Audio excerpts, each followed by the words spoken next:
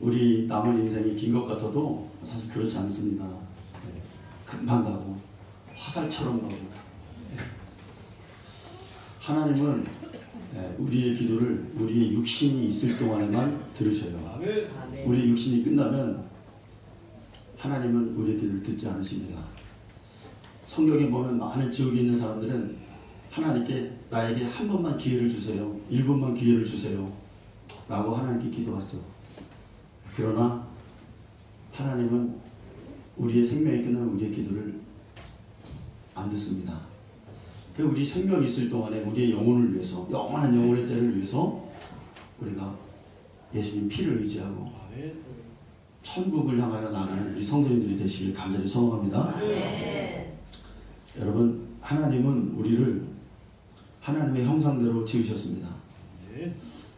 하나님 형상대로 지었다는 말은 무슨 말이냐면 보이는 손가락이나 발가락 뭐 이런 걸로 지었다는 게 아니에요. 그런 형상이 아니라 하나님 형상대로 지었다. 이거는 우리 인간의 그 영혼 안에 있는 그 실제하는 정신이고 영적인 특성을 말하는 거예요.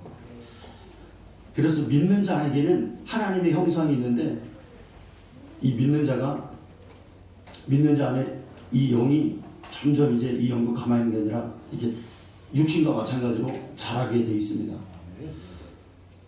하나님을 알아가면 알아갈수록, 그리고 또 하나님과 친밀감이 친밀해지면 친밀해질수록 이 영은 점점 자라가서 영이 자라감으로 인해서 하나님의 형상은 이제 흘러 넘치게 돼 있는 거예요. 그래서 가진 게 없어도 별로 나에게 그 성공적인 요인들이 없어도 하나님을 알아가는 그 사람에게는 그 영이 점점 흘러 넘쳐서 거기에는 사랑도 있고 감사도 있고 기쁨도 있고 그것이 흘러나오는 것이죠. 하나님의 형상이 흘러나오는 거죠.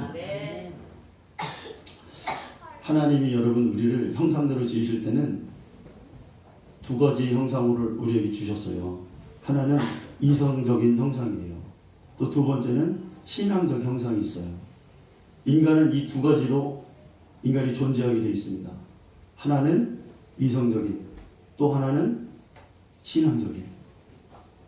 크게 나누면 그렇습니다. 우리가 이 인간에게 죄가 들어왔을 때 이 이성적 형상은 많이 파괴됐어요. 그런데 그럼에도 불구하고 또 많은 부분이 살아 있습니다. 사람이 이 뇌를 다 쓰면 그 사람은 엄청난 천재죠. 그죠? 많이 죽었음에도 불구하고 또 약간의 그 뇌의 기능으로 살아가는 거예요. 죄가 들어왔을 때 많은 부분 파괴됐으나 부분적으로 남아 있습니다. 오늘 여러분들 왜 오늘 삐지셨나? 오늘 다들 왜 이러시는겨?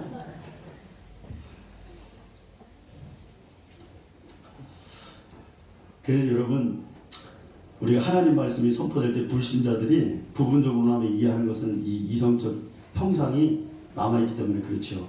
그리고 인간은 이 이성적인 형상을 이용해서 그 하나님의 창조 속에 그 법칙 속에 들어있는 그 과학을 연구해서 이렇게 문명이 발달하고 있는 거죠. 여러분, 수요일 날도 제가 말씀드렸죠. 과학이라는 게 뭡니까? 다 하나님의 창조의 원리 안에 들어있는 하나의 일부분의 법칙일 뿐이에요. 그렇죠? 네. 여러분, 고등학교 때 에너지는 뭐의 제곱입니까? MV 이은정 지사님 아시는 것 같은데 뭐라고 하시는 MV 제곱이에요. MV 제곱. 에너지는 질량과 속력의 뭐 있잖아요. 그거 제곱 거기에서 나온다. 다 하나님의 창조의 원리 속에 있는 법칙들이죠. 문제가 되는 것은 뭐냐면 신앙 형상이 복구할 수 없을 정도로 죄가 들어온 이유로 파괴졌다는 거예요. 그래서 그 사람에게 누군가가 올바른 하나님의 참 지식, 또 예수 그리스도, 그리고 거룩한 삶을 살지 않고는 이 하나님을 알 수 있는 방법이 인간에게는 전혀 없어졌다는 거예요. 이해가 되십니까? 완전히 파괴됐어요. 그래서 한 인간이 오지에다 놔둬도 이 사람이 하나님을 알 수 있는 방법이 인간에게 주어져. 이게 여러분 영적으로 저주라는 거예요. 다른 게 저주가 아니라 하나님 형상대로 만들어진 우리 인간이 하나님을 인식할 수 있는 방법이 없어졌다는 것이 그게 우리의 영적인 현실입니다. 하나님의 형상을 여러분 어떻게 합니까? 참 지식, 성경을 통해서 아는 거예요. 그리고 예수 그리스도를 통해서 아는 거예요.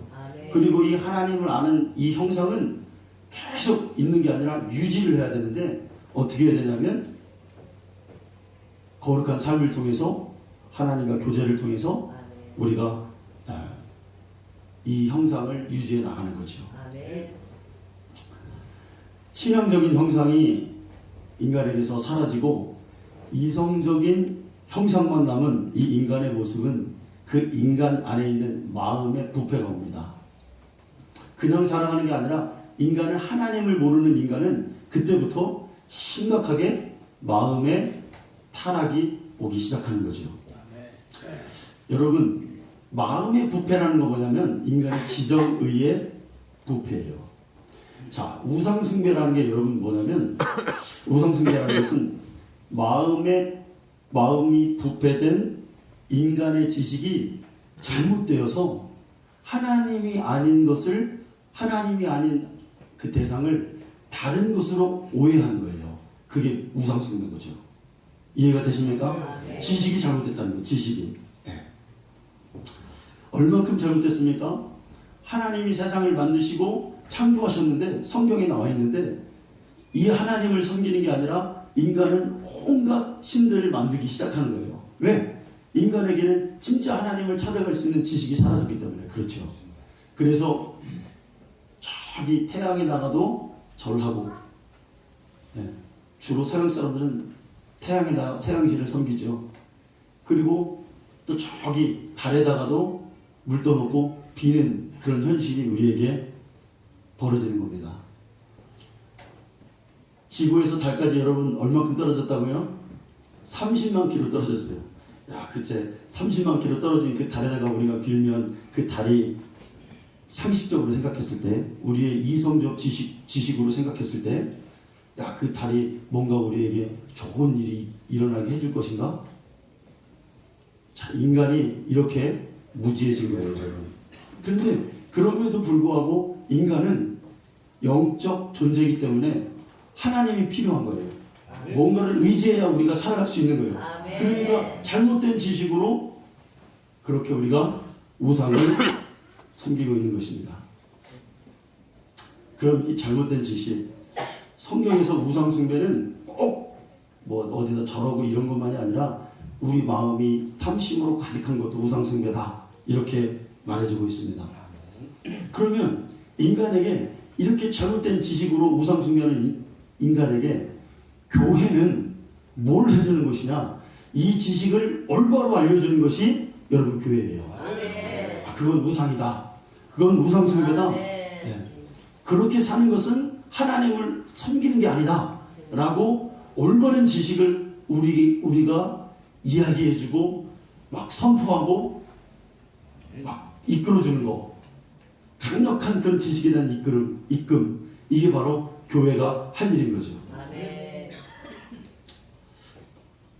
제가 어렸을 때 저희 모교회는 교회가 시골이다 보니까 많은 목사님들이 이렇게 왔다 갔어요. 그래서 한 번은 서울에서 새문안교회에서 부목사로 거의 은퇴하시려고 은퇴 직전에 계신 목사님이 우리 교회로 오셨어요. 근데 이분이 몸이 많이 아픕니다. 백내장도 있으시고 또 당뇨도 심하시고 거의 눈이 막 실명할 정도로 잘 안 보이셨어요. 그 이제 시골 작은 교회를 오셨는데 왜 오셨냐면 이제 요양하고 이렇게 그렇게 해서 은퇴를 이제 하려고 이제 오신 거예요. 마무리를 하려고 오신 거예요. 근데 이 목사님이 굉장히 부자입니다. 저는 시골에 있을 때 야, 목사님이 부자 목사님을 나는 그때 처음 봤어요. 아들이 잘 됐습니다. 아들들이 뭐 한의사도 하고 뭐 굉장히 좋습니다. 그래서 이 목사님은 그 우리 충청도 보령 그 옆에 온양이라는 곳에 그 온양 온천이 있잖아요. 거기 콘도가 있어요. 그래서 교인들이 때가 되면 겨울 같은 때 막 콘도에 가는 거예요. 그러니까 여러분 광산촌에 우리가 있던 우리들이 막 목사님 따라서 콘도도 가보고 막 그런 데 놀러 다녀오고 그러니 여러분 마음이 어떻겠습니까? 아, 좋은 거예요 이게. 그러니까 안 해본 걸 해본 거예요. 그래서 성도님들이 주일날 이제 몸이 아프시니까 장로님이 설교를 주로 많이 하셨죠. 목사님 아파서 자리를 많이 비우시고 30년 한 전의 얘기니까 참 흔치 않은 거죠. 네. 우리는 여러분 우리가 올바른 지식을 그러니까 제가 생각할 때 영적인 세계에 대한 그 우리 지식이 없었던 것 같아요. 그리고 그 세계에 대한 궁금증도 우리가 별로 갖지 않았던 것 같아요. 왜냐하면 이 지식을 누가 알려주지 않았어요. 이렇게 많은 목사님들이 그렇게 다녀가셨어요. 누구 하나 우상 숭배가 하나님 앞에서는 심각한 도전이고 이거 하면 영적으로 큰일 난다. 그러니까 여러분 우리가 우상 숭배하는 것은 어떤 의미냐면 하나님이 보실 때 우상 숭배하러 가는 그 영혼을 하나님이 보면은 어떤 하나님 말씀을 하냐면 너의 영혼이 멸망할까 내가 두려우니라 라고 걱정하는 게 하나님 마음이에요. 이해가 되십니까? 우상 앞에 절하는 게 그냥 절하는 걸로 끝나는 게 아니라 너의 영혼이 하나님 앞에서 그러니까 멸망당할까 봐 두려우니라 라는 게 성경에서 하나님 우리에게 주시는 말씀인 거죠. 아멘.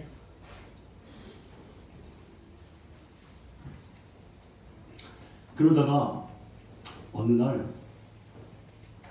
목사님들이 왔다 이렇게 가시다가 한 목사님이 우리 교회에 부임하셨어요. 이 목사님이 전도사로 오셨어요. 연세가 꽤 되셨어요. 50이 훌쩍 넘으신 분이 전도사님으로 오셨습니다. 그래서 저희 교회에서 나중에 안수를 받으셨어요. 그런데 제가 저의 신앙의 기틀을 세우고 제가 하나님을 섬기는 거를 모범이 바로 이 목사님이셨어요. 박덕규 목사님이시라고. 이 목사님이 교회에 오셨는데 전혀 다른 얘기를 하는 거예요.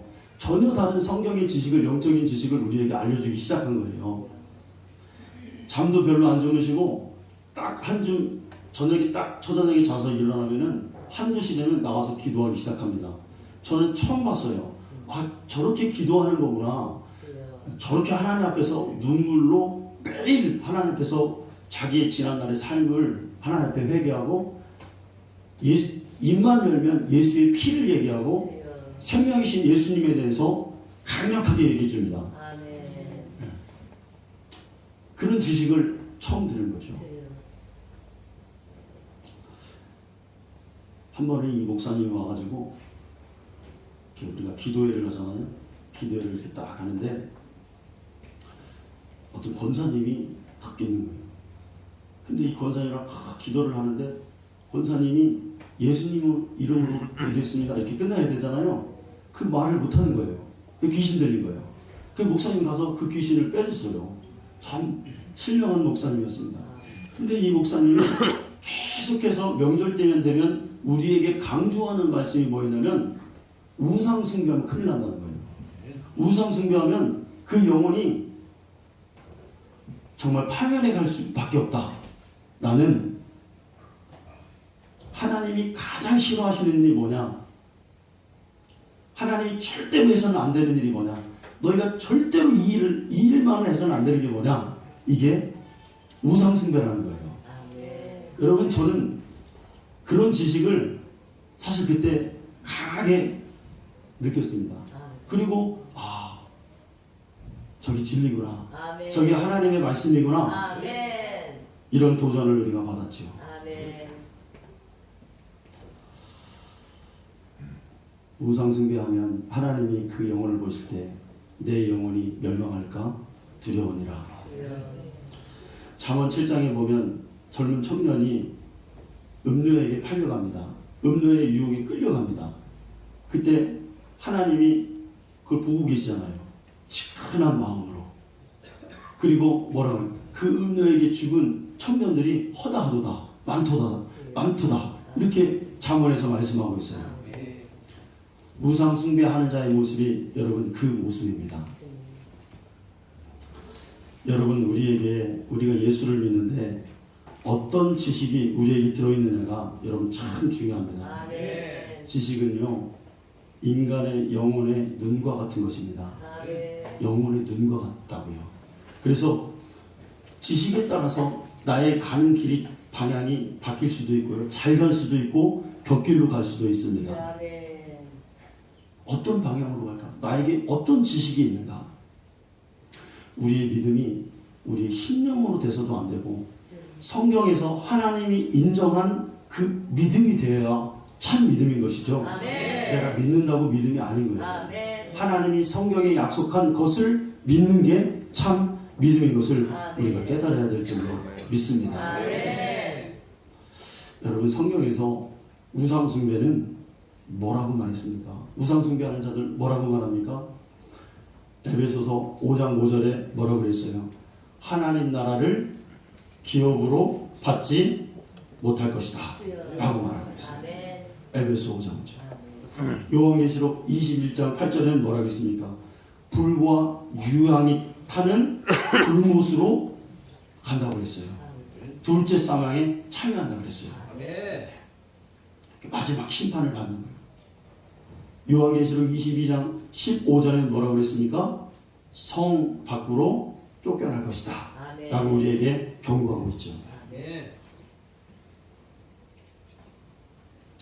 설이 되고 명절이 되면 우리는 원하든 원치 않든 믿는 자가 우상숭배를 하게 됩니다. 자, 그런데 성경은 이 제사 지내는 거, 이방인들이 다른 신들에게 제사 지내는 거를 여러분 뭐라고 하고 있습니까? 고린도전서 10장 20절 말씀에 뭐라고 그랬어요? 제사하는 것은 누구에게 제사하는 것이다? 귀신에게 하는 거예요. 성경이 정확하게 말하고 있습니다. 조상하게 하는 게 아닙니다. 누구에게? 귀신에게 하는 거예요. 그러면 우리 집에서 제사를 지내고 차례를 놓고 절하고 이거는 누구를 불러드리는 거예요? 귀신 불러드리는 거예요. 네. 여러분 우리 가정에 귀신이 들어와서 귀신이 좋은 영입니까? 나쁜 영입니까? 나쁜 영이죠. 오면 불안, 막 우울감, 또 막 갈라짐, 갈등, 다툼 이런 것들을 일으켜요. 심지어는 사람에게 병도 주지요. 마태복음 12장 22절에는 뭐라고 말합니까? 귀신이 하는 일들이 뭐예요, 여러분? 어떤 사람이 눈 멀고 말 못하고 귀가 먹었어요. 근데 그 앞에 뭐라고 얘기하냐면 그때 귀신 들려 눈 멀고 말 못하고 이렇게 성경은 우리에게 말씀하고 있는 거죠. 여러분 반복히 제가 말씀드립니다. 귀신을 섬기는 집안은 몇 대까지 망한다? 3, 4대가 망해요. 오늘 말씀에도 그렇게 나와 있습니다. 하나님을 미워하는 행위가 우상숭배인데 이것을 하면 3, 4대까지 심판하겠다라고 우리에게 하나님이 말씀하고 있습니다. 한 세대가 내가 우상숭배를 하면 내 아들, 내 손자, 그 손자까지 3, 4대가 하나님의 복을 받을 것을 기대도 하지도 말아야 돼요. 물론요 세상적으로는 잘 될 수도 있어요. 그런데 여러분 영적인 복 받기는 어렵습니다. 그 집안에 하나님을 잘 섬기는 사람이 나올 확률이 여러분 굉장히 적게 되는 거죠. 여러분 우리 주위에서 우리 동네 옛날 태어날 때 우리가 태어나서 자라는 동네에서 무당을 섬기거나 뭐 무당이라든지 중이라든지 뭐 그런 하나님을 정말 반대하는 그런 사람들이 있는 집안은 어떻습니까? 다요 3, 4대 이렇게 보면은요 그 집안은 잘 안 됩니다. 미치거나 뭐 자살하거나 뭐 어떻게 되거나 예? 그런 아주 안 좋은 일들이 벌어지는 것을 우리가 볼 수가 있는 거죠. 여러분, 우리는 이 명절에 하나님만을 예배하는 가정이 되기를 원합니다. 아멘. 이번 기회에 여러분 제사를 끊어버리십시오. 아멘. 아멘. 가지도 마십시오, 여러분. 음복이라고 해요, 여러분. 우리 집에서 제사를 한 지내도 내 친척집 가서 술을 먹자. 음복이라고 여러분? 아닙니다. 우상의 재물을 먹는 거예요. 그것도 우리는 다 끊어야 될 줄로 믿습니다. 아멘. 우리 집안에 그런 제사를 끊는 순간 내 영혼에 자유가 오고 아멘. 이제 악한 영들이 들어왔던 악한 영들이 떠나가고 아멘. 그런 역사가 있게 될 줄로 믿습니다. 아멘. 성경에는 우상의 재물에 대해서도 우리에게 말씀해주고 있어요. 자, 우리 말씀을 한번 찾아볼 고린도전서 10장 23절 말씀 여기 스크린을 보시면 되겠습니다. 한번 같이 읽어요. 자, 시작. 모든 것이 하나, 모든 것이 유익한 것이 아니요 모든 것이 하나, 모든 것이 덕을 세우는 것이 아니요. 자, 이 얘기가 바로 우상 재물에 대해서 나온 얘기예요. 자, 첫째로 우리가 알아야 될 건 뭐냐면 우리 그리스도인들은 모든 것에 대해서 자유합니까? 자유하지 않습니까? 자유해요. 네. 우리는 죄가 아닌 이상 할 수도 있고 안 할 수도 있어요. 우리에겐 그런 선택권이 있습니다. 제사 음식도 여러분 마찬가지예요. 먹을 수 있습니까? 먹을 수 없습니까? 먹을 수 있어요. 네. 묻지 말고 먹으라는 거예요. 성경은 구약과 신약이 조금 다른 걸 우리에게 가르쳐 주는데, 자, 그런데 우리가 다 할 수 있어요. 자유합니다. 그런데 뭘 고려해야 돼요? 두 가지를 고려해야 돼요. 첫째는 뭡니까? 유익한 거. 덕과 둘째는 뭐예요? 유익을 생각해야 된다는 거예요. 아멘? 네. 이 내가 먹는 데 있어서 이게 뭔가 꺼림직하거나 내가 이걸 먹는 거에 있어서 다른 사람이 나로 인해서 시험에 든다. 그러면 우리 먹어야 됩니까? 먹지 말아야 됩니까? 먹지 말라는 거예요. 아멘이죠? 아멘. 그런데 구약에는 하나님이 또 이렇게 말씀하세요. 자, 우리 시편 106편 28절 29절 30절을 한번 보겠습니다. 같이 읽어요. 자, 시작. 그들 또 고래 말과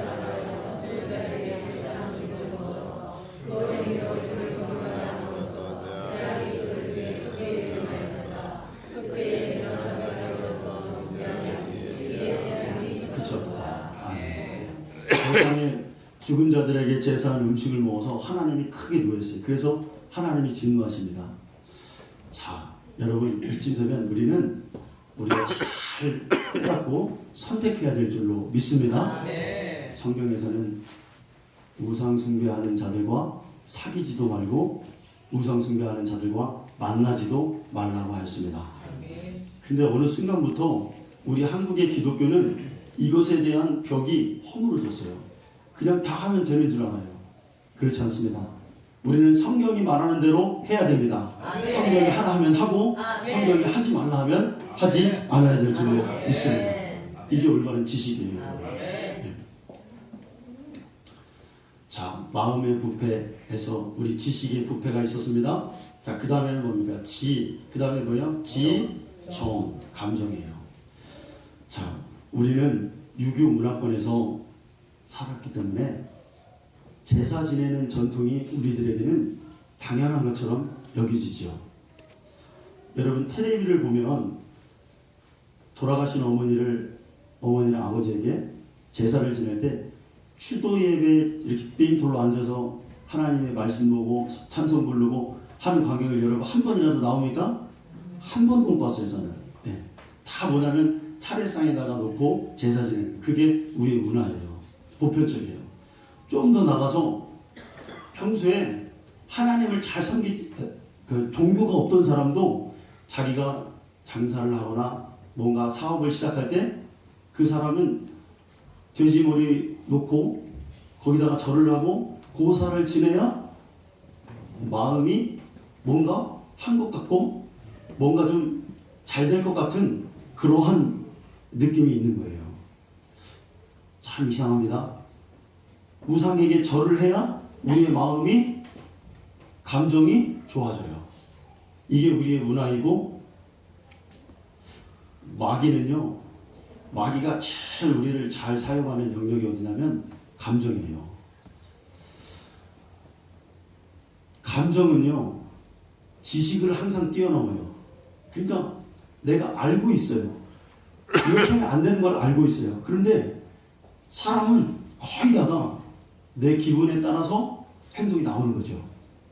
기분이 나쁘면 기분 나쁜 대로 행동이 나가요. 알고 있어요. 아, 이게 아니라는 거를. 그런데 또 기분이 좋으면 또 기분이 좋은 대로 또 행동이 나가요. 아, 내가 너무 여기서 오버하면 안 되는데. 이걸 알고 있습니다. 그런데 그게 안 되는 게 사람의 감정이죠. 그래서 마귀는 우리의 마음의 지정의 중에서 감정을, 사람을 가장 잘 많이 공격하고 사용해요. 우리 이 마음을, 생명의 근원이 어디서 나느냐? 내 마음에서, 마음을 지키는 데서 난다고 잠언에서도 우리에게 말씀하고 있습니다. 교회를 다닙니다. 우상 숭배를 하면 안 되는 것을 우리가 잘 알고 있어요. 그런데 이게 잘 안 되는 거예요. 내 감정이 컨트롤이 잘 안 되는 거예요. 자, 여러분, 교회를 다니는데 미신을 믿는 것처럼 하나님을 믿는 사람이 있어요. 아닙니다. 우리는 올바른 성경 지식을 가지고 하나님을 섬겨야 될 줄로 믿습니다. 내가 뭐 감정에 이거면 괜찮겠지 이런 게 아니에요. 그러니까 교회를 다녀도 올바른 지식이 있고 성경에 분명히 써져 있는데도 불구하고 우리는 다른 행동을 하고 미신을 믿는 것처럼 하나님을 섬기고 있단 말이에요. 교회의 장로입니다. 그런데 자기의 자녀를 결혼하는데 어떤 날이 제수 좋은 날인가를 보고 있어요. 내가 경험해서 알아요, 여러분. 이거를 다른 얘기하는 게 아니라 저는 여러분 기도를 초풍하는 줄 알았어요. 여러분 이렇게 믿는 건 미신 믿는 거예요. 예수 믿는 사람에게 좋은 날, 나쁜 날이 어디 있어요? 우리는 항상 다 무슨 날입니까? 다 기쁜 날이고 감사해야 될 날이고 내가 하나님 오늘 죽어도 내가 주님 날아갑니다. 이러한 확신과 이런 영적인 배짱이 우리에게는 사실 필요한 거죠. 아멘? 그런데 좋은 날을 보고 있어요, 여러분. 좋은 날이 어떤 날이다. 돼지를 한 마리 못 잡아요. 돼지 잡는 거 취소하더라니까요, 여러분. 왜 그러냐 물어보니까 자녀가 결혼하는데 피 흘리는 게 싫어서 그러나고요. 자, 여러분. 이렇게 믿는 게 아니죠. 사람 알고 있어도 자기의 감정이 그 지식을 못 따라갑니다. 그러니까 우주선을 만들어서 우주로 날리는 그 나로호 날리잖아요. 그 사람들이 얼마나 똑똑하고 얼마나 과학적이고 냉철합니까? 그런데 꼭 고사를 먼저 지내고 그걸 우주로 날린다니까요, 여러분. 네. 그게 우리의 인간의 한계인 거예요. 그러나 우리는 성경의 믿음을 확실하게 뿌리를 내려서 아예 그런 하나님이 보시기에 우상적인 내 마음의 싹을 다 잘라버려야 돼요, 여러분. 이게 하나님 잘 믿는 거예요. 꺼리낌이 없는 거예요, 우리는. 또 의지가 있어요, 여러분. 지정의. 의지. 근데 이 의지라는 것은, 인간의 의지라는 것은 때로는 지식도 초월할 수 있는 게 여러분 의지고요. 때로는 감정도 초월할 수 있는 게 여러분 의지입니다. 나라를 위해서도 자기 목숨을 바친다니까요. 우리 기독교의 역사에서 자기의 신앙을 잘 지키기 위해서 얼마나 많은 순교자가 왔어요. 인간은 영적인 존재이기 때문에 내 영혼이 잘 되고 이 목숨쯤이나 그런 신앙적 의지가 발동하면 우리는 생명도 드리게 되는 거죠. 아멘.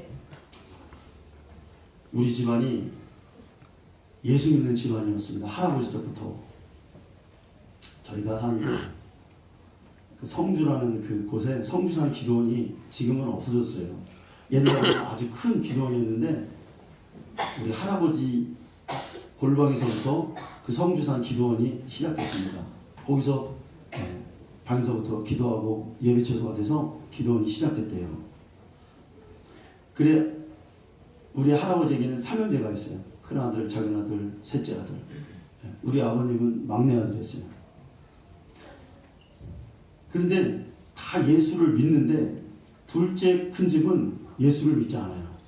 이상하게 그 집은 우상을 어려서부터 섬깁니다.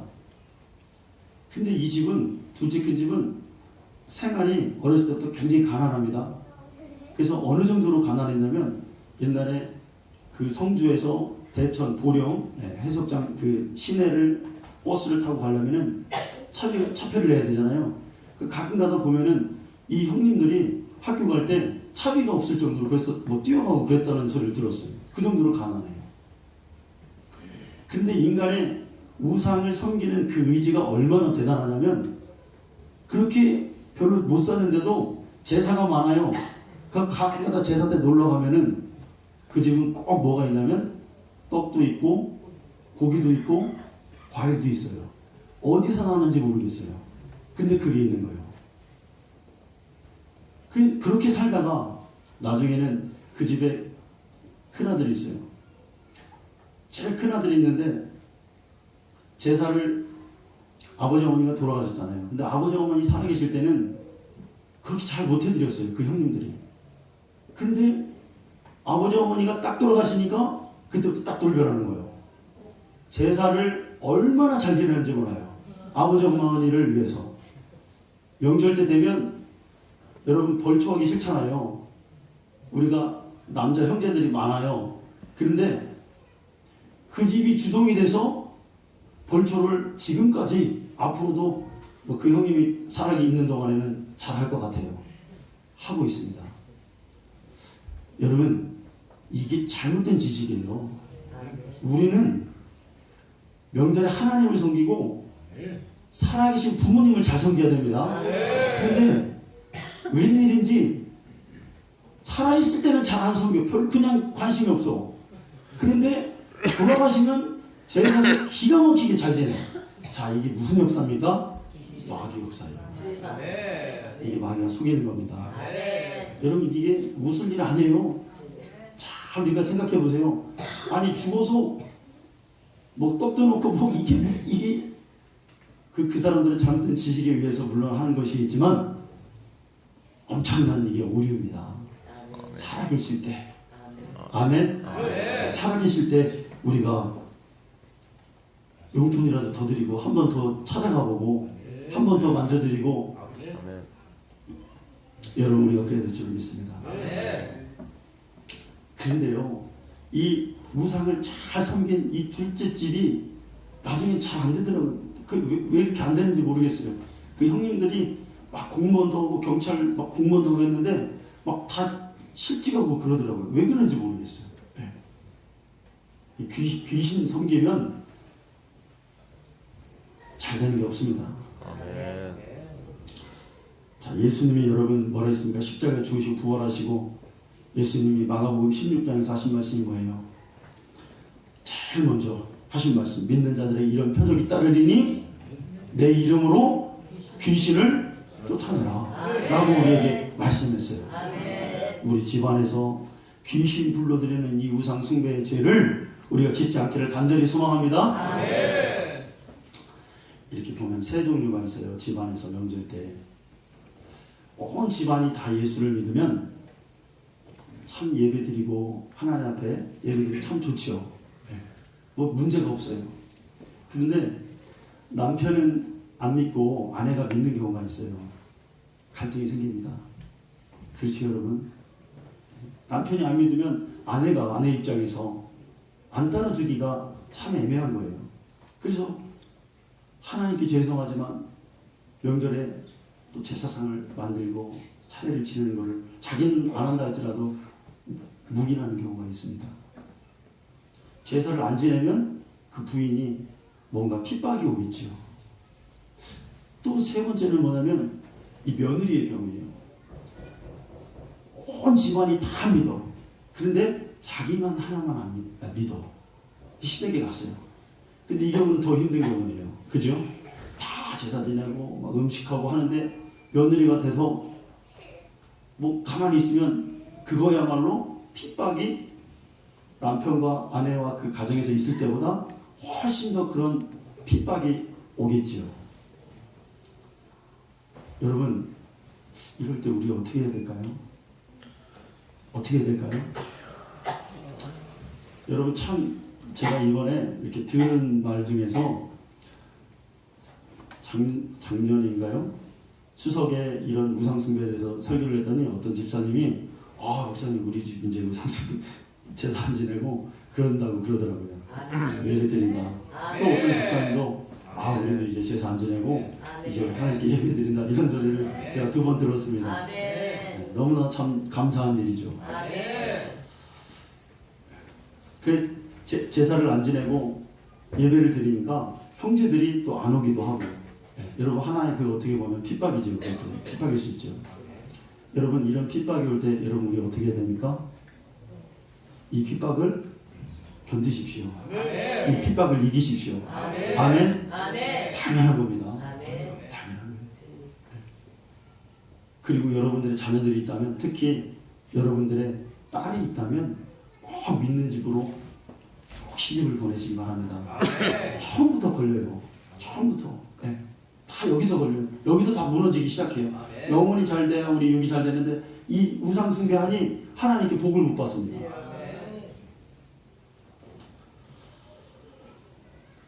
목사님들이 대부분요 이렇게 상담을 해줘요. 어떤 자매가 옵니다. 목사님,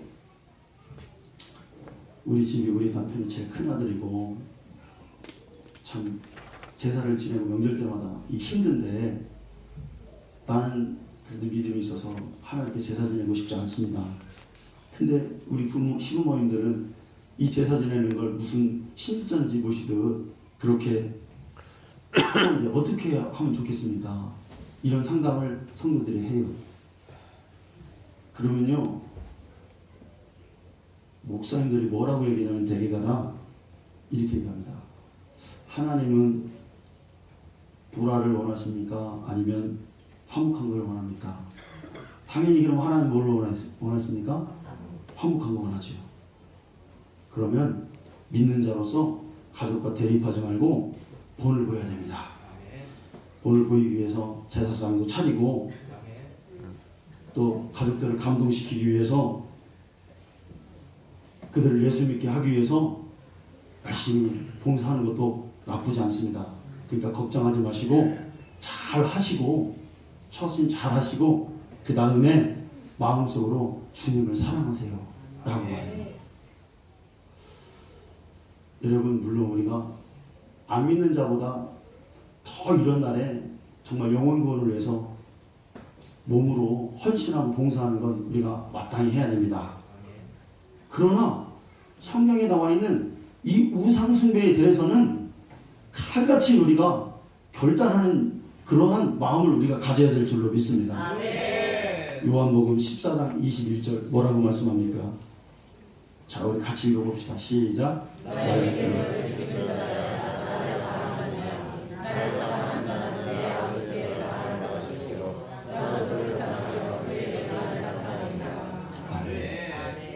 하나님을 사랑하는 것은 여러분 입으로 하는 게 아닙니다. 그의 계명을 지키는 자가 하나님을 사랑하는 거예요. 그의 마음속에 주님을 사랑하는 마음을 우리의 계명을 지킴으로 인해서 그걸 확증하는 거예요. 우리는. 아멘. 그래, 하나님 사랑도 받고 예수님의 사랑을 그에게 나타내신다고 말씀해주고 있습니다. 여러분, 하나님 말씀을 지키려고 인간과 인간 사이에서 일어나는 불화는 의를 위해 핍박을 받는 것이기 때문에 하늘나라에 상급이 있는 줄 믿으시기 바랍니다. 믿으시기 바랍니다. 저도 마음이 약해서 이렇게 지금처럼 제가 예화로 말씀드린 것처럼 그렇게 말하고 싶을 때도 있어요. 그러나 그건 내 말이에요. 하나님의 말씀이 뭐냐, 하나님의 말씀이 어떤 방향으로 가냐, 이것이 우리에게 여러분 중요한 겁니다. 예화 하나만 말씀드리고 말씀 마치겠습니다. 우리 실천목회 윤석전 목사님 제가 얘기해 드렸죠. 왜 이 얘기를 드리냐면, 목사님이 그 교회는 늘 명절 때 집회를 해요. 우상숭배하니까. 그래서 목사님이 울면서 성도들에게 하는 말씀이에요. 이게 뭐라고 그러냐면, 자신이 14살 때 먹었을 때 어머니가 한번 부르더래요. 야 석전아, 일로 와서 엄마 옆구리 좀 만져봐라. 만져요. 그러니까 뼈가 뭔가가 어긋난 거예요. 그 왜 어긋났냐? 제사를 지내야 되는데 엄마가 제사를 거부하니까 아버지가 둔기를 후려 팼다는 거예요. 한 대. 그러니까 여기가 함몰된 거예요. 그래서 그 집이 아버지 핍박으로 얼마나 심했던지 4년을 농사를 못 진 거예요. 농사가 있는데 밭이 있는데 교회 가는 것 때문에 싸워가지고 4년을 농사를 못 졌다는 거예요. 그러더래요. 그 엄마가 또 그럽니다. 석전아, 엄마 여기 좀 만져봐라. 만지니까 또 뼈가 좀 약간 이상하다는 거예요. 그 이번에는 왜 맞았냐면, 제사 안 지낼 것까지는 좋다, 내가 봐줄게. 아버지가 그랬다는 거예요. 그런데 제사 안 지내려면 너나 지내지 마라. 그러니까 너는 나가 있어라. 내 동생 부인 데려다가 제사 지낼 테니까 너 부엌만 비켜라. 그런데 이 윤석전 목사님 어머니가 그랬다는 거예요. 우리 집에서 절대로 제사 음식하고 제사 지내는 것 내 부엌에서 절대로 나는 할 수 없습니다. 부엌을 안 비워줬다는 거예요. 그러니까 또 이번에 둔기로 후려 패가지고 여기가 또 완전히 함몰된 거예요. 병원도 없고 그러니까 병신처럼 된 거예요, 여러분. 이해가 되십니까? 이런 결단과 그런 영적인 복을 하나님이 그 목사님에게 부어주신 거예요. 거절은 없습니다. 여러분, 거절은 없습니다. 하나님이 가장, 여러분, 우상숭배하면요, 기도도 소용없고 예배도 소용없고 봉사도 소용없고 아무것도 소용없는 줄 아시길 바랍니다. 하나님만 온전히 섬겨서 천대까지 복 주신다 그랬잖아요. 그 우리 할 말이 있는 거예요. 하나님, 내가 이렇게 하나님만 예배하고 천대까지 복 주신다 했잖아요.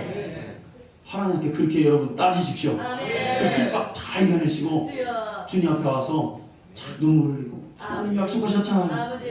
여러분, 그렇게 승리하시는 우리 성도님들 다 되시기를 축원합니다. 그러겠습니다.